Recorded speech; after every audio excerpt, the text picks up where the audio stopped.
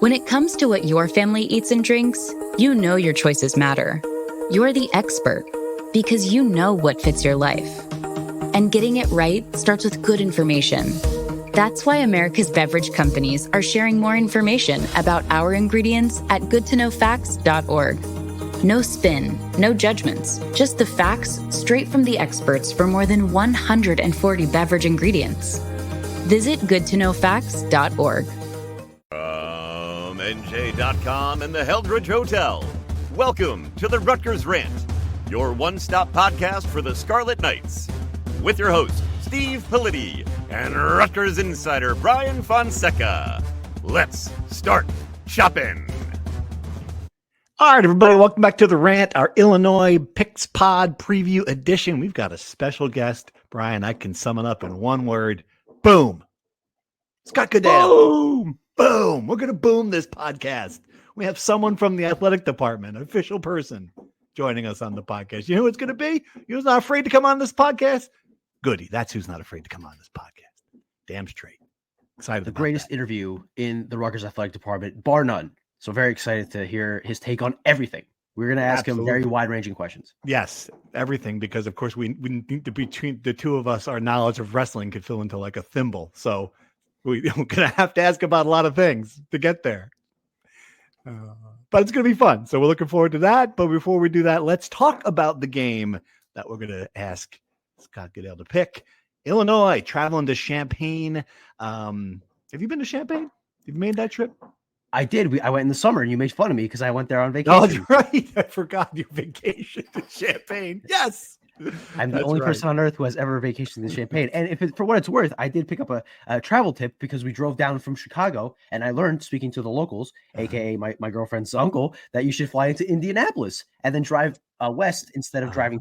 So I will be using that and hopefully shaving an hour off of my. But the issue is when you go from Indianapolis, you gain an hour going to Illinois, but you lose an hour going to Indiana. So there's no right way to go to, because it's central time zone to Eastern time zone. Gotcha. There's no right way to do this, but I'm looking forward to going back. I do remember it was a miserable drive down from Chicago. So good call by you. Maybe it was miserable because Ryan Dunleavy in the car. Could be why it was really miserable. We got there about 11:55 for a noon tip. I do remember that as well. Perfect timing, in other words. But all right, not exactly the most intimidating place to play. I wonder if the team being better out there has improved that. Proved that it wasn't a great atmosphere. It was a very unmemorable trip. If anybody else is making it, I'd be curious to hear your opinions about it. But Scarlet Knights go out there. This is a team that they've been even with over the years. 12.5-point underdogs this time. Funny reading like all the content about Illinois this week. It seems like they're in a parallel universe to Rutgers in a lot of ways. Yes, they are a mirror of, in everything, even the way that they talk in press conferences. You have it in our notes here that Brett Bielema is talking about getting more involved in the defense this week. And it feels like Rutgers, one, in the way the season's playing out, in the sense that they have a good offense with a good quarterback and a horrific defense that cannot stop getting shredded through the air. And then as far as the season broke out, where this was a top 10 team preseason or top 15 team preseason, they had CFP aspirations, and now they've kind of lost the games to the teams of the upper echelon, a little bit better than them. And then now they've lost to Washington, which is a game that they probably had to have to make the CFP. Rutgers is obviously a tier below, where they didn't beat the teams that were slightly better than them to be able to have that 8-win season. And now they're essentially a week behind, where Rutgers played a cannot lose game against Purdue. Right? A game they had to win to have any minimal hope of meeting the bare minimum expectations for the season. And now Illinois plays a final 4-game stretch against Rutgers, Northwestern, Maryland, and who do I have here? Sorry. Rutgers, Maryland, Northwestern, and Wisconsin. 4 very winnable games. Not to say that this Rutgers game is a must win, but those last 4 games, you have to win at least 3 to feel decent about where your season is if you're Illinois. So again, this is the Purdue game that for Rutgers, that's the Purdue game for Illinois. Yeah. And I wonder if Illinois is one of these teams, every year you have one of these teams that's in the top 25 before the season, where you have expectations about what the team's going to do. People think they might make the playoff. And then despite a mountain of evidence to suggest otherwise, like it's hard to shake that expectation. Like everyone thought, Illinois, they might be in the playoff. I mean, Nick Saban was saying it before the Washington game. Like, oh, they still can make the playoff. And I think we saw that game. Certainly, you saw them get smoked. They didn't lost to Indiana, they got destroyed by Indiana. Like, I don't know. They've only played 3 good teams. They've lost all 3 games, all by double digits, by 53 against the Hoosiers. Like, maybe they're just not that good. I mean, that's like a conclusion. They don't have a single good win. They beat Duke. It's their best win. I mean, you get to a point, you're like, all right, this might just be an average opponent. They won at USC, to be fair. That's not a great win, but it's a better win than Duke, I guess. Yeah, you're playing on the road in Los Angeles. It's not easy, but yes, they don't have the kind of wins you need to have to be a CFP contender. You know, I had seen this Washington game this past weekend seen as this elimination game for the CFP. I think it's a bit much because I don't think either team had enough opportunities to make it in. I agree. Like, I think the issue is, and I fell into this obviously because I voted Illinois top 15 in my preseason poll, but you look at how a team does last season and you look at the record, they won 10 games. You see they had their quarterback coming back and some defensive stars. The staff is coming back and you think, oh, of course, there will be linear progress. They're going to take the next step forward. And as we've learned many, many times, sometimes teams don't take the next step forward. And I don't know if they're worse than last year as far as defensively, but they're slightly worse than last year. They could have been slightly better. The only reason we see this Illinois team as a disappointment right now is because of the massive expectations they had entering the season, right? Right. Yeah. Well, they could still go 9-3, and that's that. I think by most Illinois standards, that's even Drew Brees good at Illinois. That's like it's going to be a good season. But I think the playoff, the idea that they could crash that party, that certainly was why I think people are disappointed. I don't know if they have the right to be disappointed or not. Although reading some of the stuff, I mean, this is just a paragraph I highlighted here. There were multiple times in the Washington game where an Illinois player gave up on a play when they're in the middle of the action. That is inexcusable. And I believe William will see. His name. We'll see it and make the adjustments this week. I have to get more involved than I will. I love that quote. Could be Greg Schiano, but it's not.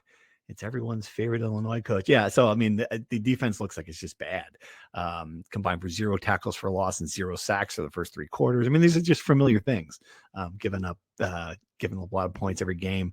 You think that in your mind make this going to be a closer game than the odds makers expect?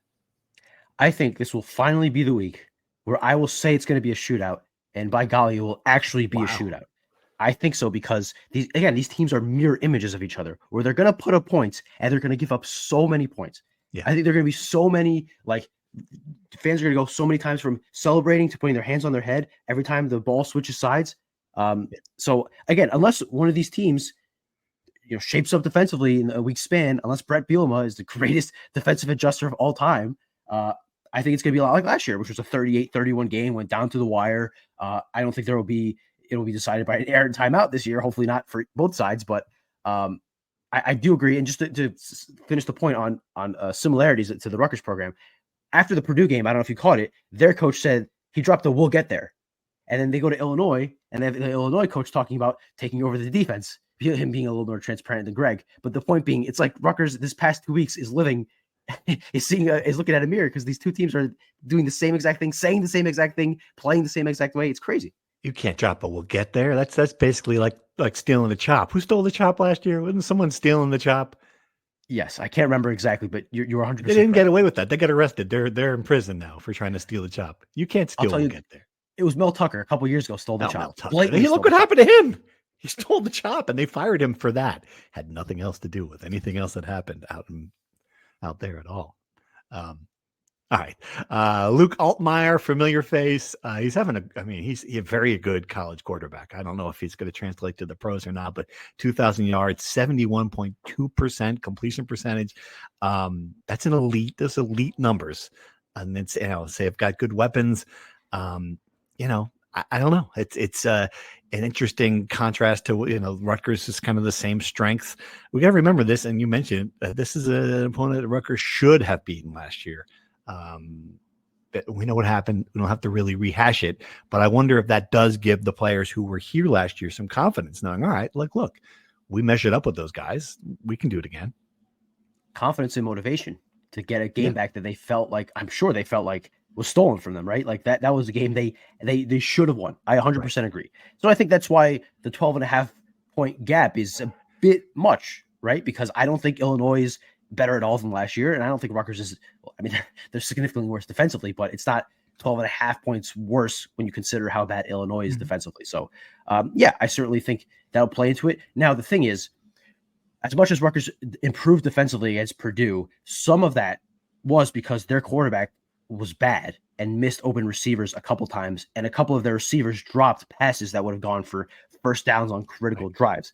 That's not going to happen with Illinois because of exactly what you said. The guy's 70% completion percentage, 15 touchdowns, 3 picks. That's pretty freaking good.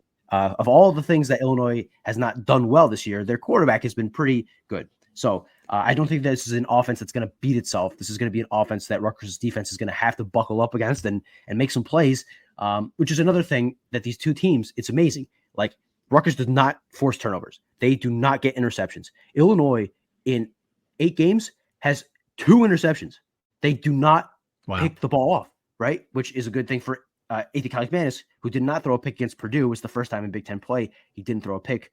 This is another opportunity to go another game without a pick, which obviously, as we've heard ad nauseum, when Rutgers does not turn the ball over, they have a better chance. The ball is the program, I've been told. All right. Is this would this be a signature win? Like, I wonder, like, as we rank, no, very simply no, right? Yeah, I agree with you. But we talk about this all the time. Like, I got to go beat someone. Yeah. Sorry, it's not. You're right. It does not move the needle. It would be a very nice win, an enormous win for this team, for this program. I think it would get them to a bowl, or certainly, very close at the point where you could feel good about going to a bowl, where you could feel good about erasing some of the early season losses, where you could, you think that this team is going to achieve the base level for success that we talked about. The getting back to 6-6. All that's true, but you're right. It's just signature wins. Not going that way. Not going that far. I don't know if any of the games they've played this year, aside of Oregon, obviously would have been a signature win. Kind of. I mean, Iowa would have been a really nice win, a la Washington last year. Washington on the road would have been a nice win. Illinois would be a nice win. I don't want to discount that. I think that would fall right in the same category as those other 3 games that they lost earlier in the year. But it's not a win you're gonna frame a photo of it and put it in the Hale Center and like remember it years down the line. But to your point, in the short term, it's a win that gives you some breathing room, because if you lose this game, you essentially have 2 must wins against Maryland and Penn State. Crazy to say that, but to make a bowl game, right? So if you win this game, I think your chances of going to a bowl game go up exponentially. Which again, it would make it a good win. But again, Illinois they're not ranked anymore, which I think really hurts. I think that's really unfortunate, because if Illinois stayed in the rankings, this would be a decent shot Rutgers would have of ending that streak. Now they're going to go into their 16th year. No, 17th year. Next year would be 17 years that they haven't beaten a ranked team. Man, it's going to become a 43-game losing streak when they lose to Ohio State. So that's a bummer. So once you take out the ranking, I think there was no chance of this being a win that's like a signature win, so to speak. Illinois was ranked last year when they played, right? They were, yes. It should have ended there. Yeah. Correct. And I just remember that day because I became best friends with the Citrus Bowl scout. Like, we were BFFs. We hit it off right away. I mean, we were going to do things. We were going to see play. He was going to take me out in Orlando. I mean, we were chumming it up, and then it was over. I never saw him again. We broke up right there. And I wonder if you'll ever see him again. I don't know if I will. I don't know. Not this year. All right. Life is about opportunity, Steve. And opportunity was there, and for no fault of your own, it was not taken. It happens. We all have those moments. Could have tried harder. All right. Interesting. We don't know who's playing. Obviously, they don't tell us about the injuries. I think it was an interesting discussion that you asked, or came up in the context. And I think you asked him the question, right, about Greg, about why do players keep getting injured? It is a question we have been asked in the Discord. I mean, more times than I can count. It's probably like the 3rd or 4th most popular question we get. And it's one we just don't have an answer to. But Greg Shanley tried to answer it, and I thought it was interesting. What did he tell you? So he said he could take a couple stabs at it. He's going to leave it to the sports science staff. He did talk about the impact of all this, in that they're down 22 players, which is, if you're down to 105 roster limits, that's almost a fifth of your team. And it's impacted their they usually do a developmental period after practice that they hope those cumulative reps over the course of a season will help the guys who don't play, get a season's worth of practice work, right? So that's helpful. But he didn't give us, they've had they've had to cut down the developmental periods is my point, because they can't risk injury. If a guy gets hurt in developmental period, they're screwed essentially, and they're already down. They're going to, assuming Taj White is out, which I imagine he will be given what we saw at Purdue, you're down to your fourth string tackle at left tackle. They're down a ton of wide receivers. The wide receiver numbers are kind of staggering. So who else is out? Who else is out beyond than the wide receiver room? Go through that for people. Fama-Toure was out. Mm-hmm. Michael Thomas III, That's true freshman, is out. Right. Yep. Dane Partridge and Dino Calcamenis aren't out for the year, but they've missed the last 3 games. Yeah, I forgot about that. Jordan Houston has missed 3 games, another freshman that could make an impact. Vernon Allen has missed 3 games. Ian Strong has missed 2 games, right? So, again, you don't lose your top 4 guys. Like the aside from Ian Strong, the other guys have been rather healthy, but it's about the depth, and that impacts them a lot in special teams, because a lot of those guys that don't play on the offense are regulars on the. I mean, I wrote about Dino Calcamenis' impact on special teams, and now he's missed 3 straight games, and you see that when Purdue gets a kickoff return and almost goes the whole field at a critical point in the fourth quarter. So those are the ways that, obviously you can tell when the defensive line, offensive line are missing guys. The special teams is something that you don't think about that makes an impact. Greg did not give us an exact answer. He did say they made changes and they're hoping that bears fruit. Obviously, he's referring to firing Jay Butler, who's with him the entire time he was at Rutgers, and promoting Spencer Brown to the head of the strength and conditioning program. Right. What the argument they've made is that those, obviously they've changed him in the summer and the injuries continued from last year. They're still dealing with injuries for a second straight year. They think it's going to take more time than 4 months, which I can totally understand. It's strength and conditioning. This is a long-term process. So they're hopeful that the change in philosophy, the way Spencer views it versus the way it used to be done for a long time, that will bear fruits in the years coming. But it's strange because when you look back at 2023, they had Jay Butler and they had almost no injuries. They essentially went the whole year without any major injuries. So I think some of this, which is an answer no one wants to hear, it's very unsatisfactory. Some of this is just dumb luck in football. Absolutely. Yep. Right? Like Taj White is blocking a guy and all of a sudden 2 players roll up behind him and hit him. Right. Or Dante Chin gets rolled up on sometimes like 3 times in the span of 6 plays. And Sam Brown last year or CJ Campbell this year, just an awkward non-contact, goes the wrong way. And his knee gets hurt. Like, some of the stuff is just bad luck. And for Rutgers, it's been 2 straight years of. Now, the thing, sorry to keep going on this point, but last year, some of the defensive issues, guys still played, but they were hurt. Those obviously are non-contact season-ending injuries.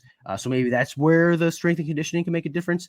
But when it comes to ACLs and foots and legs and all this stuff, there's no amount of lifting and sprinting and eating that you could do to prevent that. I mean, it's just like watching the Giants. I thought Cam Scatterbo was going to get hurt eventually, just the way he played, barreling into the line. He just get hurt, but he's going up for a pass, lands on his leg, and it was just a gruesome, grisly injury. Malik Neighbors going for a pass, non-contact, landed out, done. The moment it happened, you're like, well, that's it. This stuff happens. It sucks. I don't know what the answer is. It's football. And in some ways, it's. They've been fortunate that it hasn't been. I mean, Ian Strong obviously missing a couple games. They haven't lost their quarterback. That's been positive the last couple of years. But yeah, I mean, it's just, and when it hits for Rutgers, it hits at the same position. Wide receiver, you mentioned, left tackle, last year tight end. That's the kind of stuff. I mean, that's not. I don't think there's any training or any health and science thing that caused all your tight ends to get hurt. I just don't. Like, I don't know what the answer is. I don't think Greg knows what the answer is. And he obviously, I think sometimes, and I do believe this, like, I think sometimes you make a change just to make a change. Like, they might have just a new philosophy. They like the young strength coach. Jay Butler was with him forever. All right, let's try something new. And I give him credit for doing it, because I don't know, like, if it's going to work, but I think we've seen in the opposite in some other programs where you just keep on doing the same thing regardless of the results. And I give him credit for doing it. And I think you're right. It's going to take a year to know if there really are going to be results based on what happens in strength and conditioning. But at least a year, yeah. Right? And again, some of this stuff just won't be strength and conditioning. Some of the stuff will be better luck. You'd think they'd regress to the mean as far as injury luck, but you can never guess with this stuff. I agree with giving Greg credit. It probably was not easy to let Jay Butler go. And I think some of this is just going to be hoping that the luck is better. And I apologize to fans who want a better answer. They want someone to blame. They want something. And I get it. I do empathize with that because it must be incredibly frustrating watching a team that every week you lose a guy and you're wondering what the hell is going to happen. But sometimes this stuff just happens, right? Just blame us. We'll allow it. It's fine. They do that anyway. Right. Yeah, exactly. Let's stop there. I want to save as much time as possible for Goody. We take a break. We'll come back with the Rutgers wrestling coach in a few minutes. All right, we are back. Scott Goodale, Goody, boom, on our show, on our podcast. Man, I cannot thank you enough for joining us. Well, it's good to be here. I appreciate you guys having me on. This will be fun. You're the first Rutgers coach to ever join the Rutgers Rant. That's an honor. I think that you should put somewhere on your wall in your office and let everyone know that you're a pioneer. And we have a lot to ask you about because you're a very interesting guy. You've done a lot of things. Before we get into wrestling, before we get into football and Rutgers, I have something I've been dying to ask you about. What the hell is going on with Route 18? When the hell are they going to fix it? Because I see you tweeting and I feel like a kindred spirit that place is a mess. I got to tell you, I tweeted it once thinking it was just me being frustrated. I'm that guy that why the heck would anybody turn to social media to complain? And here I am. I'm complaining about the traffic on Route 18. And now everybody wants an update. And I do it every couple of weeks. It's the worst. I can't believe that people live in East Brunswick and Old Bridge and don't complain about what goes on in that road. They finish one section, they run it right back and start another one. It never ends. And why do I keep – everyone's like, well, why do you keep taking that road? Well, I've been here 18 years, and if I pay $750 every single day to drive up the Parkway over the bridge, $750 times, 18 years, you can imagine what that costs me. Nobody's going to pay for that. So I take Route 18 to avoid all the tolls, and it also allows me to stop and get coffee, so that's why I do it. But when I have to really get here, I won't take Route 18. $750 times 18 years. That could have paid for like a good 150 pounder for the team at this point, right? If you had done that math. Yeah, if I knew what I know now, I could have saved all that and got an NIL guy. I credit you because you have been on this for years. I looked at your Twitter before we did this interview to do my research. You were tweeting about the engineer of Route 18 in 2011. 2011. Really? Yes. This place has been a mess before I even got to Rutgers. It's been a mess since I've gone. It's going to be a mess till we all leave. I think we can all agree on that. I think I made that tweet. I think I said that guy must have been from Lehigh, a Lehigh engineer. Now they've changed their name to Mountain Hawks, but that was more of a dig at Lehigh than anything else. It's beautiful. 18, you said it's funny. You dropped it in there. I'm just like, 18 years. Yeah. I mean, do you think about that? And you're like, wow, where did the time go? Or how do you, that's a long time to be a coach anywhere. Yeah. Going into my 19th season, actually. So I do. We talked about it the other day. I've been through a lot here. I've been through a lot of athletic directors, a lot of administration, a lot of strength coaches, academic advisors, nutritionists, you name it. I've been through it, seen it all. It just seemed like the other day, coaching high school football, winning a state championship in Shai Stadium. I wasn't Shai Stadium back then, but it was still pretty cool for a high school team to come up here and play in state championships. So I think about that a lot, talk to a lot of my Jackson friends. Can't believe I still feel young, so that's good. But I can't believe it's going into my 19th season. It's crazy. I'm glad you brought that up because I know you were a football coach in high school, and I know every coach has their offensive coaches, defensive coaches. I know you were an OC. What was your specialty? What was the position you specialized in? And what was your favorite play? What do you call in? It's the fourth quarter. You need a first down. What do you call it? Oh, that's great because I remember all that. But I started as a running backs coach, and then I became the offense coordinator. So obviously I took over the quarterbacks. I played quarterback, so I kind of knew the position. But I was the quarterback coach and offense coordinator. When I would always bootleg, I would always start the game with some type of bootleg to the point where our coaches would make fun of me. Everybody knows a bootleg's coming, but I would disguise it differently every single game. So it became first place had to be some type of boot or what we would call like 58, 59 waggle, which is kind of a boot. And it just became, it didn't matter. We were so darn good. It was very hard to stop. So that's how I would always start the game. But we were a power I team, ran the football power counter. And then my last 4 or 5 years got to the point where we were packaging everything. So we had some really good quarterbacks that were able to kind of call things at the line of scrimmage, and we gave them the ability to do that. So that was really fun. Did that background help you sort of become kindred spirits with Greg Schiano? Well, I kind of knew right away I missed football. So that's the one thing I wanted to do was get up there and watch practice. Coach would always allow me to do that. So I became close with him to start.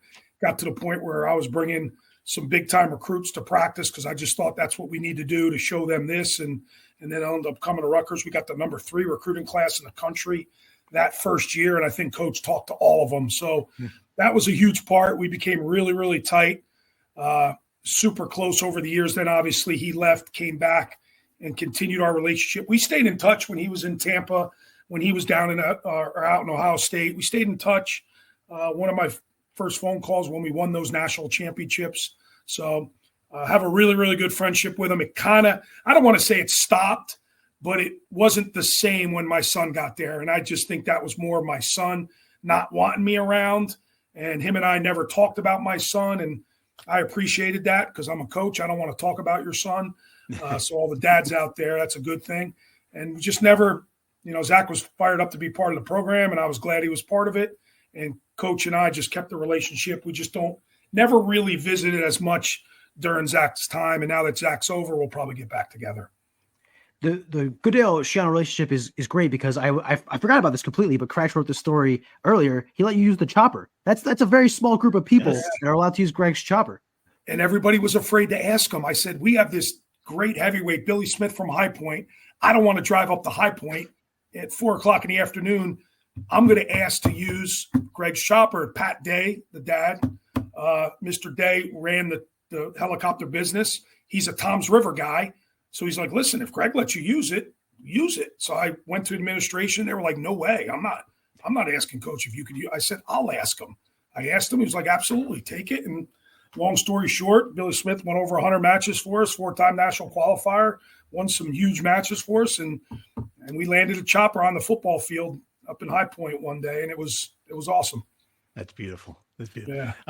I'm wondering now you're almost in 2 decades. I'm going to put you on the spot. Like what is the biggest thing that's changed over that time for Rutgers athletics in your mind? Man, that's a loaded question. So much has changed. I mean, from a wrestling standpoint, everything we're giving now, from our facility to nutrition to the resources, is, I mean, you can imagine. I don't know if you guys have been in College Ave recently, but that's where we thought it was the Taj Mahal. We thought it was the greatest thing ever, but now we're in this brand new APC, state-of-the-art wrestling facility. So clearly that's changed.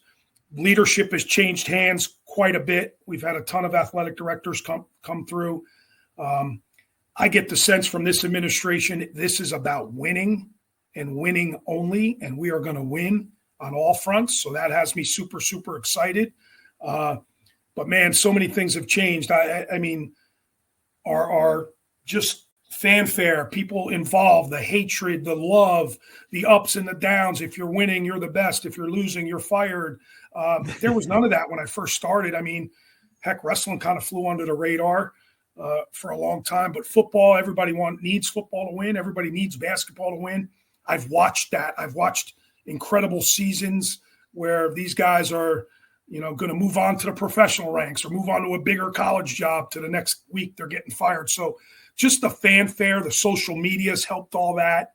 The desire to win here hasn't, like you could tell the fans want this to be great. And when it's great, that's awesome. When it's not, we need to get somebody else. So that's good. There's expectation. I'm not just talking about football or basketball. It's the same way in wrestling, man. I feel that there's expectation from the people in this state. And if you're not winning, because they see everything we've been given, they see the resources, they see the scholarships, they see all the money being put into the program. Well, now it's time to start winning. And when you have success, these fans want more. And sometimes it's unrealistic, but sometimes it's valid. It's valid. And I'm with them. We built this to be a monster, and there should be expectations. And I kind of live for that, to be honest with you. And I think going off that, you're a bit unique of a coach, not just at Rutgers, but in the country. And you acknowledge that. You don't shy away from the fact that you guys have not met those expectations, fair or not. I'm wondering, like, when you talk to your team, when you recruit guys, are you telling them, like, we have higher expectations, we want to raise the level, and you're the next guy to do it? Or just how do you address that aspect with internally? It's a huge part of our recruiting pitch. It's a huge part. Listen, for us to win in the Big Ten, to beat the best teams. And then listen, if you're winning in the Big Ten, you're winning nationally. And to do it consistently, you need the best guys in the country. And that's rubbed some people the wrong way. We've made a shift the last 3 or 4 years and gotten out of just New Jersey, which is a great, great wrestling state. But there's others. There's Pennsylvania. There's Ohio. There's California. There's Iowa. There's Nebraska. They have great wrestling states as well. And for us to win nationally, we need to recruit nationally. As far as talking to it with our guys, there's an elephant in the room. Yeah, we need more national champs. We need more All-Americans. We want to be a top 10 team. We want to win a trophy. So although we don't talk about it every day, those are the expectations. It's brought up. And if you don't do it, it's an unsuccessful year. You failed. And that's kind of the way we go about it. But it's not something we bury them with every single day because that could wear on you. We keep hearing about All-Americans. We keep hearing about national champs. Sometimes you got to hear about the process and what it takes. That's a little bit of coach talk. At the end of the day, get your hand raised. Figure out a way to win and win at the highest stage. And if not, bring somebody else in here who could do that. We talk so much, Coach, about NIL and what it means in football and basketball. Can you give us a sense what it is? Is it the name of the game at a high-level college wrestling as well at this point? Yeah, it's getting there. And we're seeing it more and more on the recruiting front. It's crazy. The bidding wars we're in as we speak. It's uncharted territory for me. I don't get it. And wrestling's a little bit different. I mean, we're not talking the same money as you are obviously in football and basketball, but we are talking a substantial amount of money for the high-end guys. So that's been hard. I do think we're going to be put in a position to compete for these recruits in the future here. And I look forward to those days, of course. But yeah, it's alive and well. It is real. And the top teams are above everybody, and they're the reason why they are the top teams. And that's kind of where we're trying to get to and chase. And again, I do think, without going into much detail about it, that we're going to be positioned to be attractive to some of these recruits, if that makes sense. Obviously, Kelly and the administration will have to play their part in that. What have your impressions been of her and the people she's brought in so far, and just kind of her vision for? Awesome. Love it. I just love the fire to an incredible desire to win from a wrestling standpoint. And I'm sure she's having meetings with every single coach. Obviously, that's her job and her team's job. But our meetings are about, we're at this level of success. We have an opportunity to be better. She sees that. We should be better. We need to be better. We're going to give you resources to be better. So that's been great. And then with that, again, comes expectations. And for me, that's feet to the fire. She's giving you all this. Let's compete at the highest level. We're close already. And now I just think she's given us an opportunity. Certainly the future will show that. Tell us about this team. I mean, what can fans expect when they go to the RAC this year? Yeah, it's a good team. And I've had these conversations with donors, fans, alum. What do you want? Do you want to go out and get a couple of really good guys to win national titles? Or do you want to get a team where every guy can compete at a really high level, 10 guys across the board? And I'm not saying I listen to all of what the fans and donors want, but it's important to me, and it's 50-50. So they don't even have the right answer, right? They don't both. I'm sure most are both, right? Yeah, I want both. Everything. We want both, and I do too. So, but I will say this: we put together a squad this year by using the transfer portal, by developing our guys, where we're going to have 10 really, really good guys at every single weight. And that's exciting. And there's depth. So starters who have started last year may not be the guy this year based on our incoming recruiting classes, based on the depth we have. It's really good. So that's kind of neat. I just think we'll put out 10 guys every single night that can compete at a really, really high level. Do we have the Nick Suriano and Anthony Ashnault? Do we have a national champ in our lineup? I think we have guys that can win that tournament. A lot would have to happen. I think we have guys capable, but right now I wouldn't pencil in a national champ. But I didn't pencil in Anthony or Nick either. So that tournament can humble you. That national tournament is incredible. It's the highest level of our sport. So you could go there as an undefeated wrestler and not place, or you can go there with 9 losses like Anthony Perotti, 500 wrestler, and be a 2-time All-American. So it's all about the 3 days in March. I understand that. But I think we're going to put out 10 guys at every single weight that can compete at this level. And by the end of the year, would anticipate all 10 of them being highly ranked. So that's what do rankings mean? It means you're doing something right. It means you're winning and you're pretty good. So for me, they mean a little bit. So that's, I guess, what you can expect. So you've had guys in the past, the Hammers, the Ashnaults, and the Surianos. You had guys like Soldano last year that you never know what the hell is going to happen when that guy took the mat. I guess my question is there a guy on this team that, like, no matter whether they win the match or not, it's going to be worth the price of admission just to watch this guy wrestle and do something out there? Lenny Pinto, transfer from Nebraska, portal guy, teammates with Mikey Labriolo as our assistant coach. Lenny Pinto is one of the most exciting guys in wrestling. And him and Soldano wrestled in the Big Ten championships 2 years ago. He's super exciting. You talk about someone who just lets it rip. He lets it rip. He's going to wrestle in the All-Star match here this weekend, which is a huge honor, him and Dylan Shaver. But this guy can win on any given night. And I wouldn't say he could lose on any given night. He's so darn good. I mean, he's been in the top 10 for 4 years, but he's never placed at that tournament. Never placed at the national championships. He's a round of 12 guy. So one match away 2 years in a row. So I'm excited. I'm excited to watch him compete, sit in that corner to watch him compete. But that's fireworks. Shane Carter, Gina Walsh wrestles really, really hard. Joey Oliveri. We have a lot of guys that wrestle really, really hard. But Lenny Pinto is exciting to watch. He'll be a fan favorite. You mentioned the All-Star Classic. It sounds like that's going to be quite an event if you're a wrestling fan. What can you tell us about that? And what are you most excited about with that? Truthfully, the thing that hits me right square in the face is it's $40 to park. Pisses me off. I'm going to get a lot of shit for that. Excuse my French, but I'm going to get. And I don't do the parking. I put that out there right now. I'm not in charge of the parking, but it's a great ticket. It's something I went to as a kid. It's something I always wanted to host at Rutgers. So it's the best in the country on opening night of college wrestling. It's what and we're in a great wrestling state. I can't imagine people not showing out for this. So I'm excited for it. And our guys have a chance to compete. We've had it twice before. Anthony and Richie Lewis both won in 2017. So that was awesome for the program. So this is another opportunity to put Rutgers wrestling in a national spotlight. So it's pretty cool. Best guys in the country will be here. So a lot of fun. Imagine how angry they're going to be after they get off Route 18 traffic. Oh, and then they pay $40 to. And you know who's getting blamed, right? You know who's getting blamed. Yeah. It's not the Lehigh Engineers. It's you. Yeah, right. It'll be Goodale. Yep. I have 2 quick ones. I don't know if Politi has any more, but you mentioned the dungeon at the bottom of College Ave Gym. Yeah. Do you ever miss it?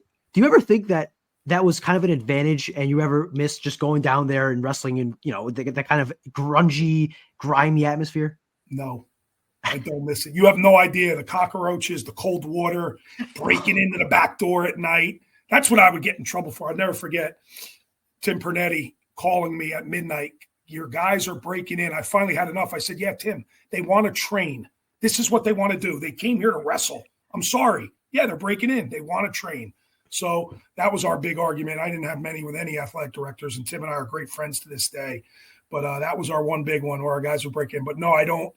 This facility is awesome. Did I worry it was going to make us a little soft? Sure. You should see the way we eat. That's our nutrition plan after a practice. These guys they're spoon-fed a little bit. I do worry about that, but it's what goes on between those walls is what really, really matters. And I wouldn't go back there. It's funny, though. Every recruit that comes on campus, we bring them to College Ave and say, this is where we were and this is where we are now. So we go down there and check it out, but we don't ever put on the boots and train in there for sure. Nice. I imagine no one's using that anymore, are they? The judo, there's judo in there. Jiu-jitsu's in there. The club teams use it. So it's being used. Yeah. There you go. A little Big Ten judo. That'd be good. Can we get that on the schedule? I love it. I'd be down with Big Ten UFC, but we're probably a little far away from some MMA in the Big Ten. My other one, and I'm putting you on the spot here. Do you have a Anthony Ashnell or Nick Suriano? Actually, better. Do you have a Nick Suriano story for us? I have to imagine there are a billion of them. He's the most interesting guy most of us have ever met. Yeah, there's a lot of stories. I don't know if I should share those on this, but I have a million stories for Nick. He was a character, as you know, but I think it's a little misled. He was one of the hardest workers we've ever had. He just wanted a plan every single day. And our guys would never say, well, Nick gets to do this. They didn't care what Nick got to do because he trained so darn hard. And Donnie did a really good job, Pritzloff, of managing that for the 4 years he was here. But Nick wanted, before NIL was a thing, he wanted NIL. And he would say, I want what he's getting. Now, Ashnell started coaching with us. Nick didn't care. Whatever he's getting, I want. And that was a big deal. And I said, Nick, that's cheating. I don't care. Whatever he gets, I get. And then, of course, COVID hit, so we never got to see him. He was taking Olympic year. Then the COVID year, he didn't want to wrestle just based on he thought the season would get canceled.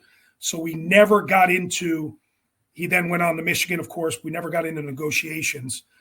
Michigan paid him pretty well, and I never got a chance to – I can only imagine what that number would have been. But he wanted what Anthony was getting, but Anthony was now a coach of the team. You can't he didn't care. He wanted it. But awesome competitor, definitely a little bit, I wouldn't say out there, just locked in on what he wanted to do. He didn't care about anything but his vision of what he was going to do. And he didn't take from the team. It wasn't, I wouldn't say it was selfish. It's just the way he worked, and nobody worked harder. He had this thing. He had to be the last guy in our wrestling room. That was his thing. He wouldn't leave until everybody else left. And there were times I would try to stay in there, just College Ave, stay in there long and longer and longer and longer. And we practiced in the afternoon those days. So now I'm hitting Route 18 traffic on the way home because I got to wait for this, and I could never beat him. I could never do it. So that was Suriano, and he was great to coach. What a competitor, all-time great. That's fascinating. And ahead of his time in NIL. Not the only one. You should have gone to the SEC. You could have been making he would have money. got money right away. I know. Exactly. All right. Speaking of making money, I don't know what's allowed. Like, it's amazing to me that college athletes will be allowed to bet on some sports based on what the NCAA came up with, which I don't know how you feel about that. Seems crazy to me that opening that door. But we pick the games here. I don't know if you're allowed to pick against the spread. If you can, it's Illinois minus 12.5. It's what we're going with. Can I pick? You're taking Illinois? Well, that's the line. That's Illinois the line you're giving me. Okay. Yeah. Correct. Well, if I had the spread, it would be automatic. If I was able to gamble, and if I was a gambler, I would take the points for sure. Mm-hmm. And even if I could bet the money line straight up, Coach always finds a way to win one of these games. And here's another thing that I think is, I actually think we play better on the road. I don't know what the numbers are. I could tell you, I don't mind going. I love wrestling, Jersey Mike's Arena, but man, it's pretty cool to be on the road. There's no distraction. There's no tickets. There's no this. There's no that. And I just think every now and every year, it seems like, and it might not be every year, but I think every now and then he'll pick somebody off on the road. I know Purdue, we should have won that game, and he did. So good for him. But this is one where a big-time underdog, 12.5. He'll find a way to win this game. Every time we're back to the wall, bowl eligible on the line, because let's be honest, this is one we need. Mm-hmm. He seems to find a way to win. I think he does that. I think we win outright at Illinois. 12 o'clock start, 11 o'clock out there, right? Yep. You could tell I played with this game a little bit when I was younger, right? I could. You have the wind patterns all mapped out? The weather? I got it all mapped out. It's no time zone. There is a time zone difference, but it's only 1 hour. It doesn't affect us. So I think we win outright on the road. Road dog. There you go. All right. Big W. What you score? Give a score? It's not going to be low scoring, right? What's the over-under? It's like 62 or something crazy? Yeah, I'll say 31-28. Okay. There you go. That sounds it'd be a fun game. Absolutely. Mm-hmm. Yep. You're ahead of me, Politi, so you go next. All right. Yeah, I'm not as optimistic, Coach. I know. Don't be mad at me. And I'm trying to catch Lanny. So Lanny, the one guy who knows wrestling, he's ahead of us in the picks, and he's taking Rutgers. So I got to catch him. Another reason why I think Illinois is going to win the game by a couple of touchdowns. I hate to say it. That's fun. Do you go points with this contest? Do you guys go points? We do go points, yeah. So okay. I'm going to lay the 12.5. I'm going to say like 37-24 victory for Illinois. We do track against the spread and straight up. I am much better straight up. I'm something like 6-3 straight up, and I'm 2-7 against the spread. So he's useless, is what he's saying. Is what he's essentially saying. 2-7 is terrible. 2-7 is not good. It's almost as impressive, actually, as 7-2 because the consistency is hard to match. Yes, 7 games wrong is pretty. It's like getting a 0% on a test. You almost have to try to be that bad. Yeah. I will go in the middle between you guys. I think Illinois wins. I think Rutgers makes it competitive. I think there's going to be 1,000,000 points because these teams are the exact same thing where they put up 1,000 points and they give up 1,000 points. Mm-hmm. And I think it'll be Goody. I don't know if you listen to the show. Every week I predict a shootout, and every week we don't quite get there. This week is going to be the week. It's going to be like a 45-38 Illinois. I think it's going to be exciting. Wow. I think I'm going to be shaking in the press box from running on deadline, and I think Illinois pulls it out. One thing I am picking for sure. We're both wrong. One thing I'm picking for sure, there's going to be an upset at Jersey Mike's this year with the wrestling team. I I'm picking appreciate that. that. I don't know which game. I don't know which match. Oh, the game. Yep. That shows up. Well, actually, I'm looking at our schedule. Right. Yeah, there's 2 or 3 on there that we will be underdogs for sure. Yeah. So I hope you're right. In the Big Ten, I'm sure usually is that's just the way you guys roll, right? I mean, never easy ones. There you go. I'm calling it here. Big upset at the rack. I don't know which one. I'll come up with one. I love it. All right. Well, sir, we can't thank you enough for coming on. Appreciate it. It was great. A lot of fun. Yeah, great to talk to you guys, man. Great to talk to you guys. I love listening to you too. I lock in. I follow all this stuff. I love it. So, it's all good. Appreciate it. Thanks, Coach. It was great. All right, guys. I'll see you. Everyone, thanks. Thank you for listening to the Rutgers Rant, sponsored by the Heldridge Hotel. Head to NJ.com/Rutgers for more Scarlet Knight content.